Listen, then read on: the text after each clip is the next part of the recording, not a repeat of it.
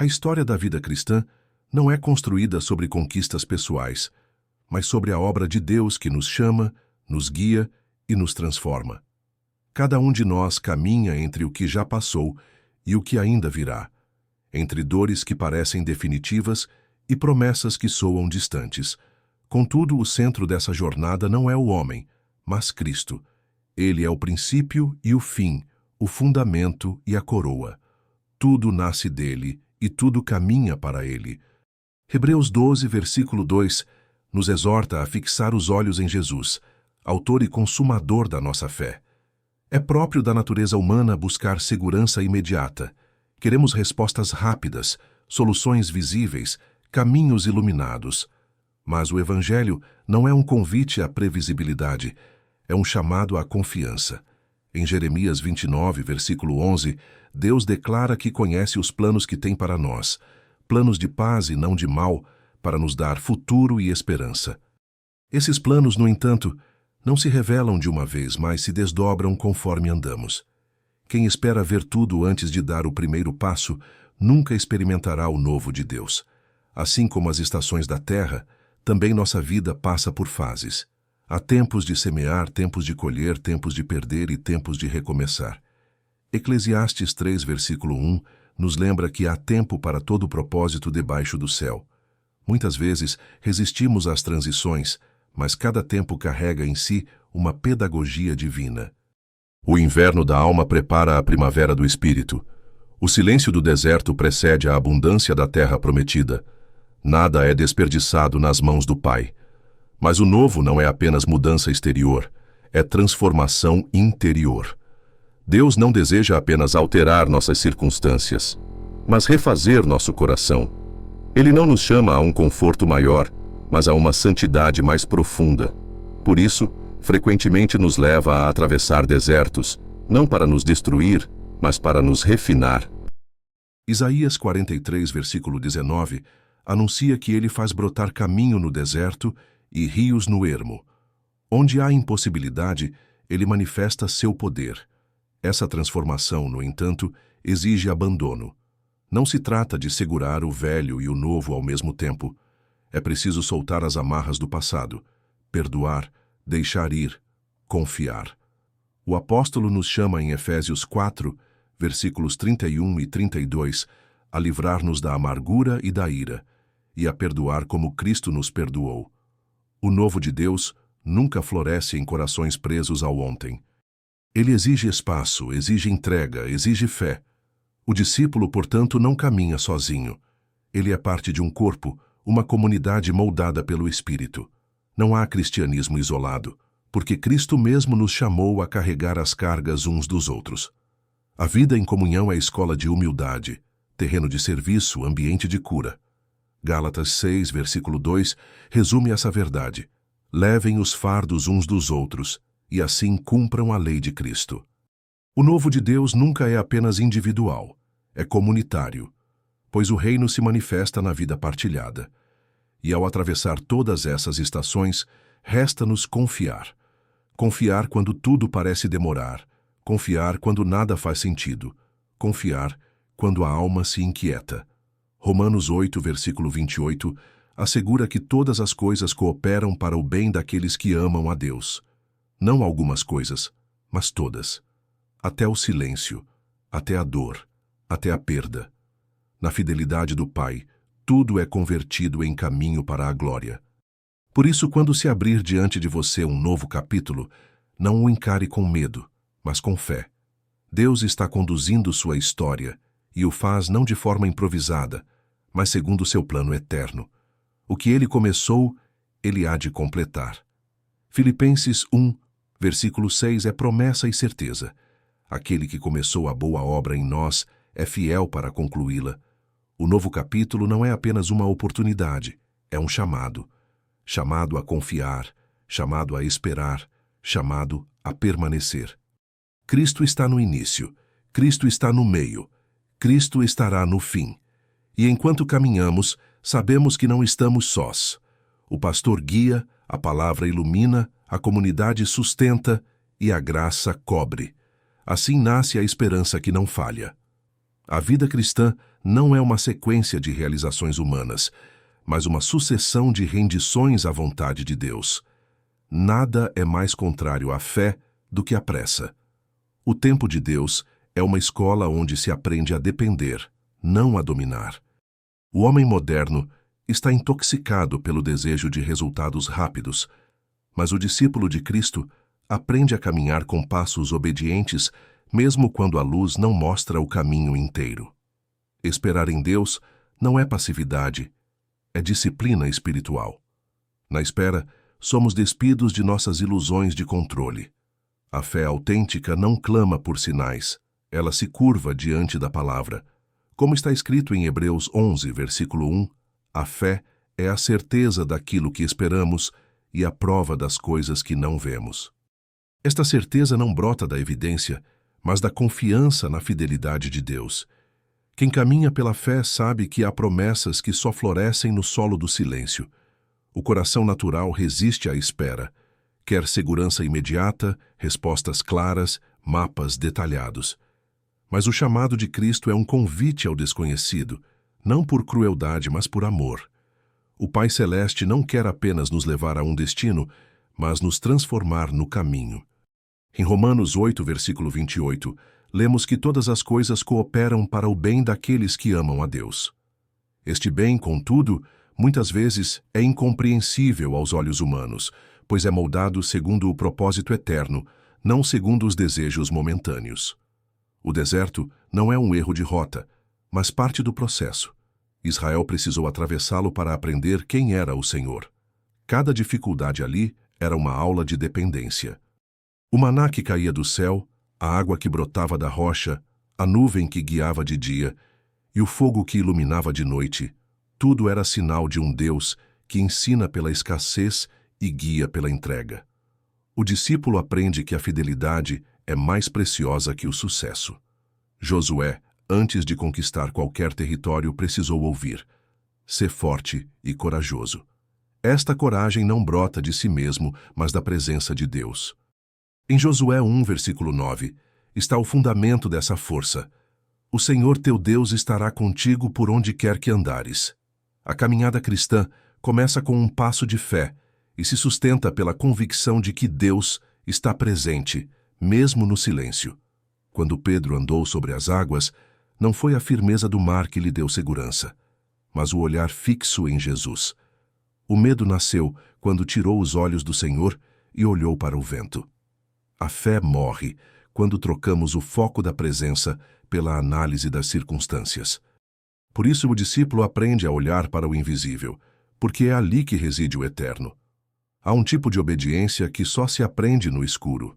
Quando os caminhos de Deus parecem confusos, quando as portas se fecham e os sinais se calam, é ali que o caráter é purificado. O ouro só se prova no fogo. A fé só se revela na adversidade. A espera é, portanto, um altar onde a vontade própria é sacrificada. O exemplo de Moisés nos ensina que recusar os prazeres do Egito é mais glorioso do que assentar-se no trono de Faraó. Hebreus 11, versículo 24, mostra que ele escolheu o opróbrio com o povo de Deus ao invés da glória passageira. Assim também Davi enfrentou gigantes confiando em promessas e não em armaduras. Esther arriscou a própria vida, porque confiava mais no chamado de Deus do que nas leis dos homens. Esses nomes não são apenas exemplos de coragem, mas testemunhos de uma fé que prefere obedecer a entender. Eles nos lembram que o caminho do discipulado não exige explicações, mas entrega. Não oferece atalhos, mas cruzes. Cristo não prometeu segurança no mundo, prometeu presença em meio ao mundo. E é essa presença que sustenta. Ainda que andemos pelo vale da sombra da morte, como afirma o salmista no Salmo 23, versículo 4, não temeremos mal algum. O que nos guarda não é a ausência de perigo, mas a companhia do pastor. E quando o mundo tentar nos convencer de que o tempo está se esgotando, a palavra nos recorda: há tempo determinado para cada propósito debaixo do céu. A fé não exige que vejamos o fim, apenas que confiemos naquele que é o princípio e o fim. O caminho da fé nunca foi o da comodidade. Deus não chama seus filhos à estagnação, mas ao movimento. E frequentemente, esse movimento nos conduz para fora daquilo que é familiar. A fidelidade a Cristo não permite permanência no conforto da segurança terrena, pois toda vocação divina exige abandono de alguma certeza humana. Deus nos chama, não para onde já conhecemos, mas para onde Ele deseja se revelar. Muitos desejam ver antes de andar, calcular antes de obedecer, compreender antes de se entregar. Mas o Evangelho não é lógica matemática, é convocação radical. Quando Deus chama Abraão, Ele não lhe dá mapa, apenas uma promessa. Vai para a terra que eu te mostrarei. Esse é o padrão divino, orientação progressiva, revelação conforme a obediência. Somente quem anda vê o caminho se abrir. No coração de cada discípulo verdadeiro, há uma luta entre fé e medo. A nova estação que Deus oferece sempre virá cercada por aparentes riscos.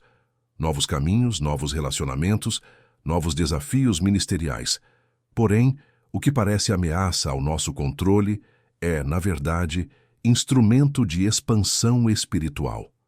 O Senhor nos convida a crescer, e crescimento exige ruptura com velhas estruturas. O que Ele está construindo em nós é maior do que nossa compreensão pode antecipar.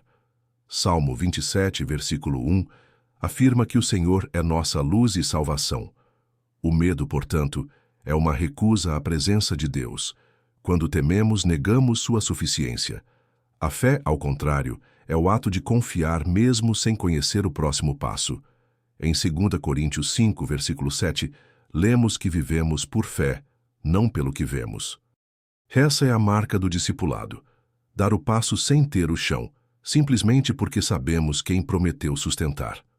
O novo de Deus nunca vem desacompanhado da responsabilidade de servir. Receber algo do alto não é para exaltação pessoal, mas para transformação comunitária. À medida que somos abençoados, somos também enviados. Lucas 6, versículo 38, nos lembra que quem dá, receberá em medida recalcada, sacudida e transbordante. A bênção que se retém, morre. A que se compartilha, frutifica. A fé madura se manifesta na doação. Não é a oração que se contenta apenas com palavras, mas que se torna gesto, atitude e serviço. A espiritualidade verdadeira se expressa no cuidado com o próximo, no socorro ao necessitado, na escuta atenta ao aflito. Atos 20, versículo 35, revela o Espírito de Cristo. Mais bem-aventurado é dar do que receber. A fé que se isola não é fé, é fuga. E quando o mundo ao redor se desestabiliza, quando tudo parece ruir, permanece firme aquele que está enraizado na palavra. Mateus 24, versículo 35, declara que céus e terra passarão, mas a palavra de Deus jamais passará. Tudo pode mudar ao nosso redor, menos as promessas eternas. Por isso é preciso declará-las, afirmá-las, repousar nelas com confiança. A palavra não é teoria abstrata, é espada viva. Hebreus 4, versículo 12, nos diz que ela é mais afiada que qualquer lâmina de 2 gumes. Ela discerne pensamentos, esquadrinha intenções, transforma destinos. Quando os medos nos assaltarem, é com ela que resistiremos. Romanos 8, versículo 37 nos lembra: em todas estas coisas somos mais que vencedores, por meio daquele que nos amou. A nova estação que se aproxima é um campo fértil, mas não colherá quem não semear. Não viverá o novo quem não abandonar o velho. Deus não pode derramar vinho novo em odres antigos. Para experimentar sua plenitude, é preciso abrir mão daquilo que já não carrega mais propósito. É hora de deixar para trás o que nos prende. Os fracassos, as culpas, os traumas, as vozes do passado que insistem em definir nossa identidade. Isaías 41, versículo 10 nos assegura: não temas, porque eu sou contigo. A presença de Deus não é sentimento, é certeza. A nova estação não se trata de circunstâncias exteriores apenas. Ela é uma convocação interior, uma reconstrução espiritual. O Senhor está forjando em nós um espírito resiliente, uma fé que permanece, uma esperança que não se apaga. E quando tudo parecer tarde demais, será exatamente o momento em que Ele agirá. Deus não quer simplesmente reformar comportamentos. Ele deseja habitar corações. Quando nos aproximamos dele, não somos recebidos como hóspedes ocasionais, mas como morada onde ele deseja permanecer. A imagem de luz que nos compara a casas em reparo ecoa com a verdade do discipulado. Deus entra em nós, remove o que é instável, reestrutura o que está quebrado e levanta paredes que suportam a eternidade. Mas diferente de um carpinteiro humano, ele não nos consulta sobre os ruídos da reconstrução. O que para nós é dor, para ele é edificação. É por isso que certas transformações parecem violentas. O ego não cede espaço com facilidade. Há cômodos da alma que resistem à luz. Mas se permitirmos, Deus não fará de nós apenas habitações limpas, mas palácios santos. Ele deseja viver em nós, não como visitante, mas como Senhor. Filipenses 1, versículo 6, nos assegura que aquele que começou a boa obra há de completá-la. O processo pode parecer lento, mas é infalível. O Pai não abandona o que começou a restaurar. Para que esta obra se concretize, é necessário cultivar intimidade com Deus. E essa intimidade se fortalece na oração. Oração não é monólogo piedoso, mas comunhão viva. Não é repetição mecânica de pedidos, mas rendição silenciosa de vontades. Em Filipenses 4, versículo 6, aprendemos que não devemos andar ansiosos por coisa alguma, mas apresentar tudo a Deus em oração e súplica com ações de graças. O coração que ora aprende a descansar, mesmo quando não entende. Orar é confiar no caráter de Deus mais do que na lógica dos acontecimentos. Mateus 7, versículo 7, nos convida a pedir, buscar, bater. Não como quem tenta convencer um Deus relutante, mas como quem se aproxima de um Pai generoso. A oração que transforma não é a mais eloquente, mas a mais sincera. A alma que se derrama diante do Senhor se torna terreno fértil para a ação do Espírito. A prática constante da oração não nos isenta das dores, mas nos prepara para atravessá-las com sabedoria e paz. 1 Tessalonicenses 5, versículos 17 e 18, orienta que oremos sem cessar e demos graças em tudo. Isso significa que há poder em falar com Deus, tanto na bonança quanto na tempestade. O discípulo que persevera em oração não é aquele que tem todas as respostas, mas aquele que já aprendeu a confiar mesmo em silêncio. Romanos 12, versículo 2, afirma que não devemos nos conformar com este mundo, mas sermos transformados pela renovação da mente. Essa renovação acontece no altar secreto da oração. É ali que pensamentos carnais são substituídos por verdades eternas. A mente que ora com humildade é moldada segundo o padrão do céu. Em 2 Coríntios 3, versículo 18, lemos que somos transformados de glória em glória ao contemplarmos o Senhor. O discípulo não é aquele que apenas estuda sobre Deus, mas aquele que o contempla com reverência. No caminho da oração, Deus também corrige, e a correção é expressão de amor. Provérbios 3, versículo 12, revela que o Senhor disciplina a quem ama, assim como o pai ao filho a quem quer bem. O coração que se submete à correção torna-se fértil para produzir frutos de justiça. Deus não nos deixa como estamos, porque nos ama demais para isso, e quanto mais oramos, mais sensíveis nos tornamos à sua voz e à sua direção. Orar também nos torna agentes da luz. Mateus 5, versículo 16, nos exorta a deixar que nossa luz brilhe diante dos homens, para que vejam nossas boas obras e glorifiquem o Pai. Oração sem transformação é religiosidade, mas oração que gera luz é testemunho. O mundo não precisa de discursos, mas de vidas inflamadas pela presença de Deus. Quando Pedro andou sobre as águas, ele não foi sustentado pela lógica, mas pelo olhar fixo em Jesus. Assim também somos nós. A oração nos mantém firmes quando o chão falta. Hebreus 11, versículo 1, nos lembra que a fé é a certeza das coisas que se esperam. E esta certeza é cultivada no secreto, não no barulho. A vida em oração é a base da nova estação. Porque nela Deus não apenas responde, mas transforma quem pergunta. O verdadeiro milagre da oração não é mudar a realidade, mas moldar o coração. E quando o coração está rendido, tudo está pronto para o novo que virá. A fé que não persevera é apenas entusiasmo passageiro.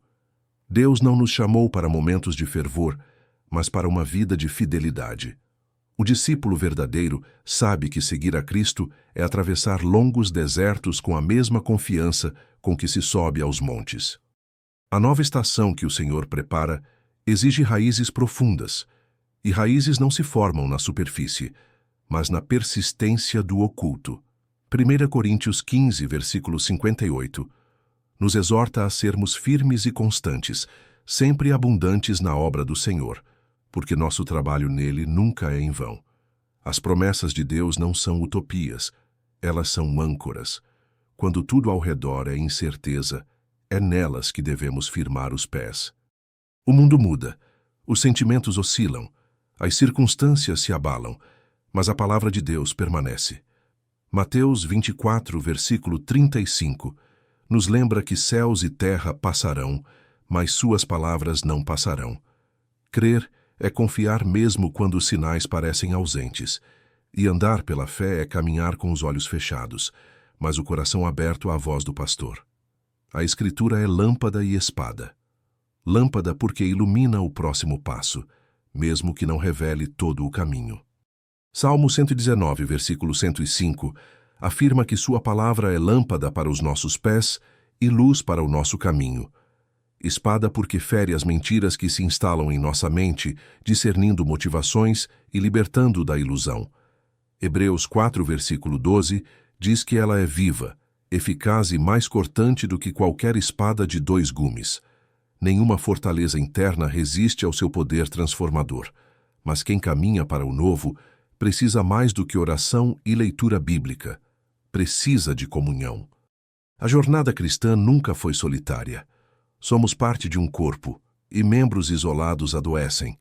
Hebreus 10, versículos 24 e 25, nos chama a considerar uns aos outros, a estimular ao amor e às boas obras, a não negligenciar a congregação, como é costume de alguns, mas a encorajar-nos mutuamente. A fé amadurece na partilha. Onde há unidade, ali o Senhor ordena a bênção. A comunidade cristã não é feita de perfeitos, mas de redimidos. Não é espaço de aparência, mas de cura. É nela que carregamos os fardos uns dos outros. Gálatas 6, versículo 2, nos ordena que levemos as cargas uns dos outros e assim cumpramos a lei de Cristo. Isso é discipulado encarnado. Não apenas saber sobre o amor de Deus, mas vivê-lo ativamente em relação ao próximo. Servir ao outro é fruto inevitável de quem foi transformado por Cristo. João 13 nos mostra o Mestre ajoelhado, lavando os pés dos discípulos. Se ele, sendo Senhor, fez isso, quanto mais nós. O serviço cristão não é prestígio, é renúncia. Não é holofote, é cruz. Em cada gesto simples Deus se revela. Em cada ato de compaixão, o reino avança. O amor, quando é verdadeiro, não espera retribuição. Ele se oferece porque já recebeu tudo na cruz. Mas essa caminhada não é feita sem cansaço. Haverá dias em que parecerá impossível continuar. Em Lamentações 3, versículos 22 e 23, somos lembrados de que as misericórdias do Senhor são a causa de não sermos consumidos. Elas se renovam a cada manhã. A fidelidade de Deus não depende do nosso desempenho, mas da sua natureza. Por isso, mesmo que os passos se tornem lentos, o caminho ainda é seguro. Filipenses 4, versículo 13, nos lembra que podemos todas as coisas naquele que nos fortalece. E essa força não é ausência de fraqueza, mas presença da graça. O discípulo não é forte por si mesmo, mas porque reconhece de onde vem sua ajuda. Salmo 121 declara que o nosso socorro vem do Senhor, que fez os céus e a terra. E quem caminha com ele nunca está só, ainda que todos se afastem. Por isso, diante do novo que se aproxima, renove seu compromisso com a palavra, com a oração e com a comunidade. Não há vida cristã fora dessas 3 colunas. Quem constrói sobre elas, constrói sobre a rocha. E quando os ventos sopram, a casa permanece. A pressa nunca foi companheira dos céus. A eternidade não se curva aos relógios humanos, nem os propósitos de Deus se moldam às urgências do coração impaciente. O tempo divino é campo de cultivo, não vitrine de resultados imediatos. O discípulo maduro aprende a esperar, não como quem cruza os braços, mas como quem afia o machado, rega a semente e confia no agricultor. Isaías 55, versículos 8 e 9, nos recorda que os pensamentos de Deus não são os nossos, e que os caminhos do Senhor estão muito acima dos nossos. A alma que se rende ao tempo de Deus experimenta uma paz que não depende de circunstâncias. Esperar nele é crer que o invisível é mais real que o visível. O mesmo Deus que alimenta os corvos e veste os lírios cuida de cada detalhe. Nada escapa ao seu cuidado. Quando oramos e não vemos, quando agimos e não colhemos, ainda assim, ele trabalha em silêncio. Gálatas 6, versículo 9. Exorta que não nos cansemos de fazer o bem, porque no tempo certo colheremos, se não desfalecermos. No entanto, esperar não é passividade, é entrega ativa. É permanecer fiel, mesmo sem compreender. É confiar quando a lógica falha. Filipenses 4, versículo 19, afirma que Deus suprirá cada uma de nossas necessidades segundo as suas riquezas. E esta promessa inclui as finanças, os relacionamentos, os sonhos e até os silêncios. O Senhor conhece os clamores que jamais verbalizamos. Ele recolhe as lágrimas como quem junta sementes para a futura colheita. Por isso, é tempo de consagrar toda a área da vida ao cuidado soberano de Deus. Se há enfermidade, creia que Ele é o Deus que sara. Se há ansiedade, creia que Ele é a paz que excede o entendimento. Se há escassez, confie que Ele multiplica pães onde há fome e faz jorrar água da rocha seca. Salmo 23, versículo 1, declara que nada nos faltará. Isso não significa ausência de lutas, mas presença de um pastor que não abandona suas ovelhas.